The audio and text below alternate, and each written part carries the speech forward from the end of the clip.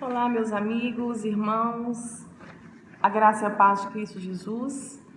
Meu nome é Maristela Amorim Gandra, do Vale de Baca, e eu estou gravando esse vídeo para compartilhar com vocês um artigo que eu escrevi, e um assunto polêmico, e toda vez que eu posto alguma coisa nas minhas redes sociais, acontecem alguns conflitos, mas conflitos positivos, e tem sido bom.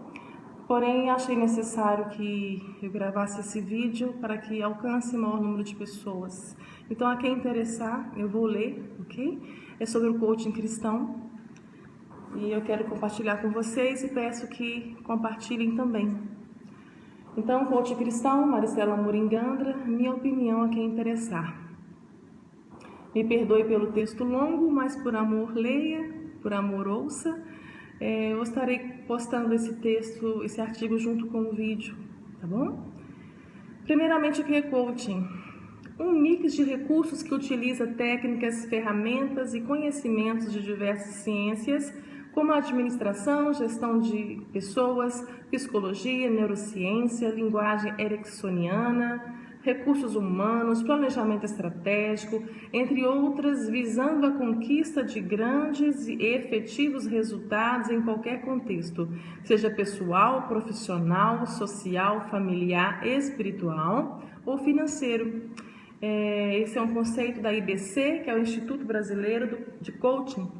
E como o coaching acontece? Conduzido de maneira confidencial, o processo de coaching realizado através das chamadas sessões, onde um profissional coach tem a função de estimular e apoiar e despertar em seu cliente o seu potencial infinito para que este conquiste tudo o que deseja, também do Instituto Brasileiro do Coaching, tá ok? Por mais que tenho minhas reservas em relação ao coaching em geral, quero me ater neste artigo somente o que diz respeito à relação do coach com a Igreja de Cristo Jesus. Eles não podem se misturar. É necessário defender o Evangelho das heresias, dos sofismas que vão surgindo. Então, toda onda que entra para os arraiais dos crentes, temos buscado, os amantes da verdade, né? Eu me incluo nesse grupo, né, com toda humildade. Temos buscado combater o mal com o bem. Só se vence o mal com o bem, né? Combater com a verdade da palavra de Deus. Infelizmente, temos lidado com fortalezas nas mentes. Fortalezas impedem de conhecer a Deus. São sofismas, espírito altivo, por causa do falso evangelho. E com veemência ele ganhou ainda mais força e espaço no meio cristão no século XIX através do humanismo. Eu tenho pregado muito sobre isso, né? Quem tem me acompanhado as pregações lá no canal. O humanismo é um postulado filosófico que levou uma grande parte da cristandade a destronar Deus e entronizar o homem. Eu estou simplificando o máximo, tá? Colocando Deus sempre ao seu serviço, doutrinando que o fim de todo o propósito do homem é para a sua felicidade. Na verdade, essa é a filosofia do humanismo, né? Que o fim de tudo é para a felicidade do homem. Que todo o propósito da existência do homem é para a felicidade dele. E quando eu falo isso nas igrejas, antes que eu termine, eu ouço tanto glória a Deus. É muita intoxicação, né? Vamos continuar. A partir disso, não sei se eu li isso aqui, infelizmente temos, né? O humanismo é um postulado filosófico que levou uma grande parte da cristandade a destronar Deus e entronizar o homem, colocando Deus sempre ao seu serviço, doutrinando que o fim de todo o propósito do homem é para a sua felicidade. Eu tinha lido já.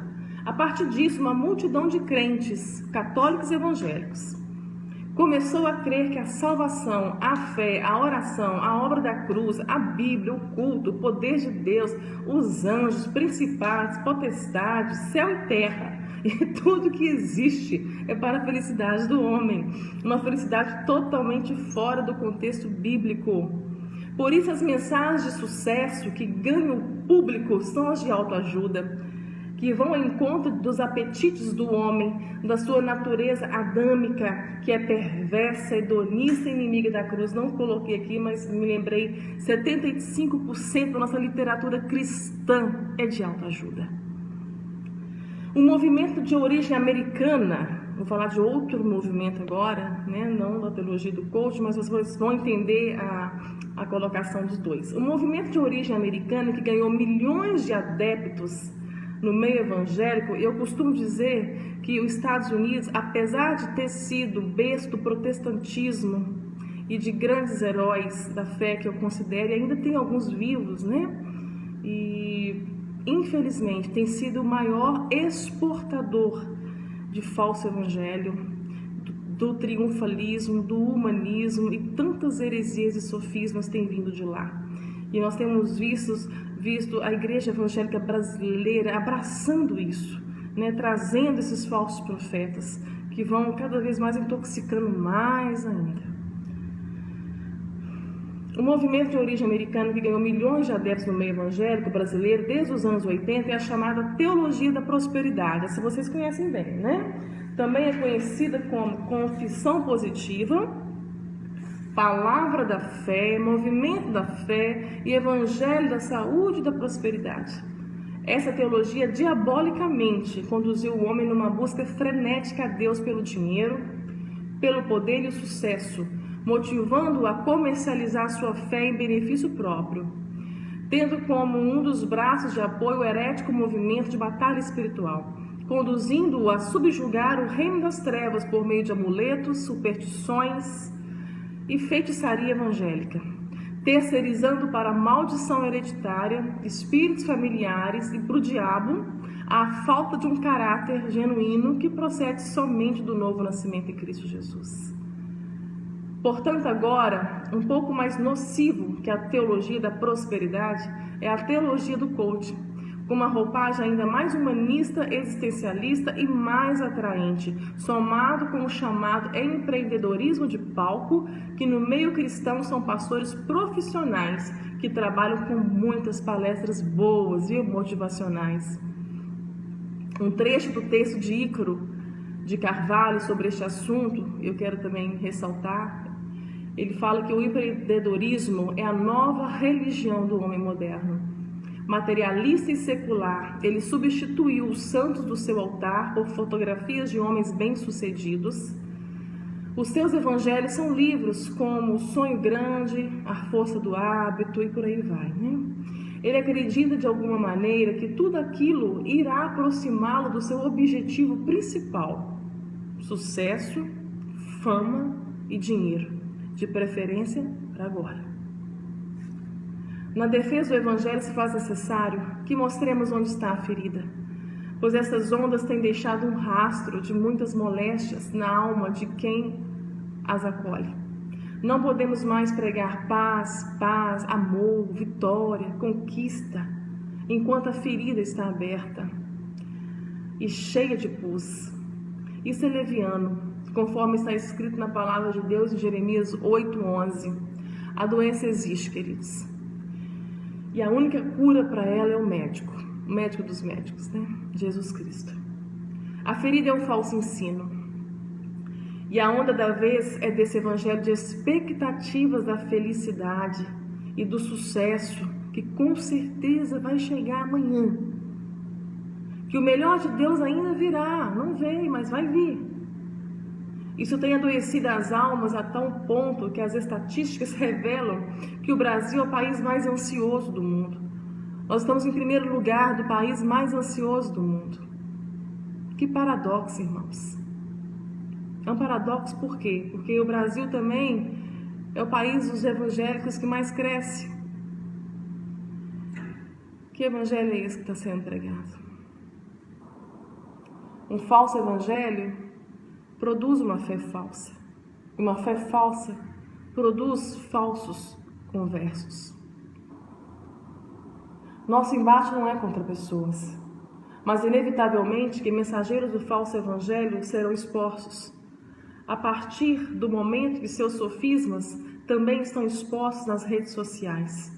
E incorremos o mesmo risco ao denunciá-los, pois na mesma medida que julgamos, certamente seremos julgados, e que assim seja.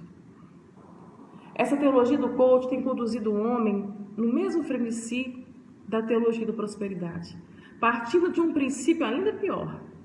A força, o potencial e o poder está dentro do homem, elevando ao nível máximo e motivando a usar a fé para mover Deus a seu favor, uma fé humana para atingir objetivos humanos. O coach cristão é extremamente humanista. Usa o evangelho e o distorce ao seu bel prazer. O evangelho de Cristo, o evangelho é só um acessório, né, para estes empreendedores de palco. O evangelho é enfático ao apontar que a nossa força está em Deus e que tudo que vem da força humana, da fé humana, da sabedoria humana, não nos aproximará de quem Deus é, e o contrário também é verdade. O apóstolo Paulo nos escreve em Filipenses, no capítulo 3, do versículo do 4 ao 21, o quanto que na carne e nas coisas terrenas ele poderia se vangloriar, mas antes ele escolheu sepultar toda a sabedoria humana, todo o seu potencial humano como esterco. E também teve por perda todas as coisas pela excelência do conhecimento de Cristo Jesus. Que possamos aprender como Paulo, e nos ensinou que a verdadeira felicidade está no contentamento de tudo. Aprendi a contentar-me, tanto na escassez como na fartura, na mudança, no padecimento por necessidade, porque a base de toda a sua força para viver, suportar e transpor os percalços da vida humana não estava nele mesmo, mas no tudo posso naquele que me fortalece. Não está aqui o que eu vou falar agora para vocês, né? Quem não me conhece, está ouvindo agora. Eu tenho o Vale de Baca, é uma história que conta uma luta, um combate, um enfrentamento já há 15 anos de um câncer agressivo cerebral. Eu estou no 3º câncer cerebral e estar viva é um milagre, e não fui curada, Deus não vai curar. Depois vocês entram no YouTube e vejam esse testemunho que é edificante e é maravilhoso para a sua vida, para conhecermos mais a soberania de Deus sobre todas as coisas. A primeira coisa que Deus me ensinou, a mim e ao Ares, meu esposo, nós estávamos saindo do consultório do médico com a pior notícia que se recebe dentro do consultório, né? Eu estava com câncer e no cérebro. Eu tinha 29 anos de idade, hoje eu tenho 44, glória a Deus, né? Eu faço 45 em agosto. Nunca fiquei tão feliz em envelhecer. Então, quando eu saí do consultório, eu saí de cabeça baixa. Eu perdi o chão, né? Uma doença dessa grave, num lugar tão complexo como o cérebro, eu perdi o chão. Talvez não veria minhas filhas crescerem. A Sara tinha 3 anos e Luana tinha 11. Só que ainda de cabeça baixa, quando o Alisson liga o carro, dá a partida, ele freia o carro bruscamente. Deus estava para nos revelar algo exponencial, que faria toda a diferença nessa travessia. Eu não posso continuar essa leitura, porque essa experiência tem tudo a ver com isso que eu tenho pregado, tenho combatido. Ele me revela, né, escrito no vidro traseiro do carro, que quase nos fez bater, mas foi um propósito do Senhor naquele momento. Eu louvo a Deus. Estava o adesivo escrito: tudo posso naquele que me fortalece. Eu só virei para o Ades e falei: amor, eu posso passar por isso. Então, cada vez mais Deus tem nos mostrado que a nossa força está nele. Muito feliz é o homem, o Vale de Baca está nesse Salmo 84, muito feliz é o homem que aprende isso, cuja força está em Deus, cujo coração é peregrino, não é dessa terra. Entendeu que é cidadão do céu, aprendendo a viver na terra como um cidadão do céu. É disso que se trata o verdadeiro evangelho, queridos. Vamos continuar. Entenda uma coisa muito relevante, creio que isso te ajudará a querer estudar e buscar mais a fundo sobre este assunto, o humanismo cristão. O diabo é humanista, não tenha dúvida disso, né? E no episódio de Mateus, capítulo 16, Jesus vai fazer uma pergunta aos seus discípulos: quem os homens dizem que eu sou? Presta bastante atenção nessa revelação. Quem os homens dizem que eu sou? E depois ele pergunta de novo: e vós, quem dizeis que eu sou? Jesus estava prestes a revelar pela primeira vez quem ele era. Ele era Jesus, o Cristo. Ele não era só o Jesus da multidão, que a multidão idolatrava, ia atrás por causa do poder, da cura, dos milagres. do sucesso, da fama, do pão, do peixe, mas ele vai nos revelar nesse episódio que só se tornou o nosso Salvador, que Jesus é Salvador, porque ele não salvou a si mesmo. Isso é o que significa ser o Cristo. Cristo é ser a oferta de Deus para a sua igreja, para este mundo. E pelo Espírito Santo, Pedro é quem o responde, uma revelação do Espírito Santo. Tu és o Cristo, o Filho do Deus vivo. Em seguida, Jesus começa a preparar os seus discípulos para o quanto ele haveria de sofrer até a morte, morte de cruz, uma morte vicária, nos substituiu nela.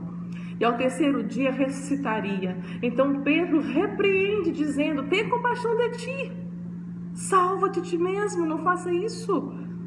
E Jesus Cristo repreende Pedro, e repreende o espírito que estava em Pedro, dizendo: para trás de mim, Satanás, que me serve de escândalo, porque não compreendes as coisas que são de Deus, mas só as que são dos homens. Mateus 16, 23. A palavra de Deus nos revela que há dois espíritos. Eu posso concluir isso, que há dois espíritos que estão no mundo: o Espírito de Cristo, que é o Espírito Santo de Deus, e o Espírito do Anticristo. Um desses dois pode estar te governando. Examine a fé que você tem, vê se ela está em Cristo, vê qual espírito que tem governado a tua mente e a tua vida. Entenda agora que o anticristo, ele é a favor de Jesus, ele nunca foi contra Jesus, ele é pró-Jesus, ele enche igrejas com este nome, mas ele é contra o Cristo, ele é anti o Cristo. Entretanto, Jesus, o Cristo, é um só, e é impossível separar este nome composto e o seu poderoso significado. Na usurpação do nome de Jesus, pregadores do falso evangelho continuam a encher os templos e também os bolsos com esse Jesus que salva, mas não a alma, mas que os ajuda a se safar dos seus problemas, solucionar os seus problemas, a fim de ter uma vida mais confortável e sem sofrimento. Deus não está comprometido em resolver problemas, mudar situações, mudar problemas. Deus não muda, Ele é imutável. Deus quer transformar você. Transformando você, você vai mudar a sua situação, meu querido. Mas tudo parte de uma renovação de mente, uma mente transformada. Este Jesus continua a atrair multidões gulosas. Esqueceram ou ignoram que o Cristo Deus só nos salvou porque Ele antes não salvou a si mesmo, mas ofertou sua vida nos substituindo na cruz. As pregações humanistas contrariam a premissa do Evangelho, que é cuidar dos órfãos e das viúvas, segundo escreveu Tiago, ou seja, cuidar dos necessitados em nossa volta, consiste em ver o outro. A palavra do bom samaritano é o exemplo master que só podemos viver a vida eterna se amarmos a Deus no outro. Este é o verdadeiro culto, amando o próximo como a ti mesmo, cumprimos a lei. Mas essa iniquidade que o falso evangelho está fazendo aumentar cada vez mais. O que é iniquidade? Cada vez o homem vai se tornar bom para ele mesmo, na busca dos seus interesses, essa fé hedonista. Cada vez mais tem aumentado. Jesus fala que quanto mais aumentasse a iniquidade, o que iria acontecer e já está acontecendo, o amor de quase todos iria esfriar. E depois não adianta tratar relacionamentos com coach, queridos, com frustrações, com derrotas, com fracassos. Entretanto, o contrário do outro evangelho, desse outro evangelho falso, é a obra que o Espírito Santo faz na vida de quem é salvo. E sabe que obra é essa, Márcia? É formar Cristo em nós. Cristo em nós é a esperança da glória. E transformar cada filho em oferta para este mundo.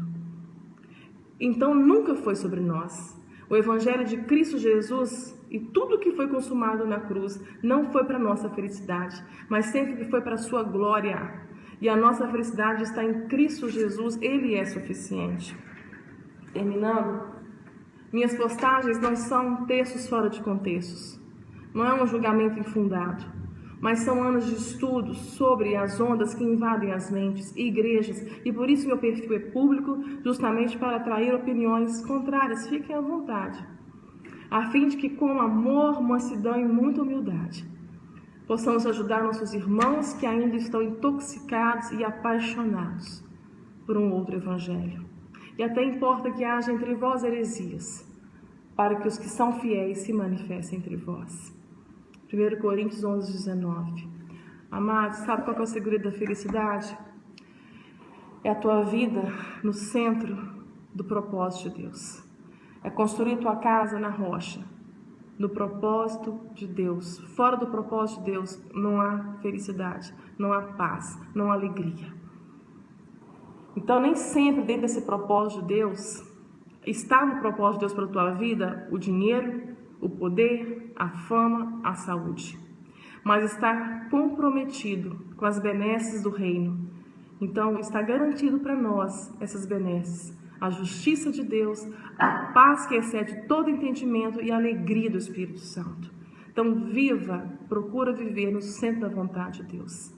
Em nome de Jesus, a minha oração é para que os teus olhos se abram. É para que um dia você possa dizer, eu era cego e agora eu vejo. Em nome de Jesus. Deus abençoe sua vida.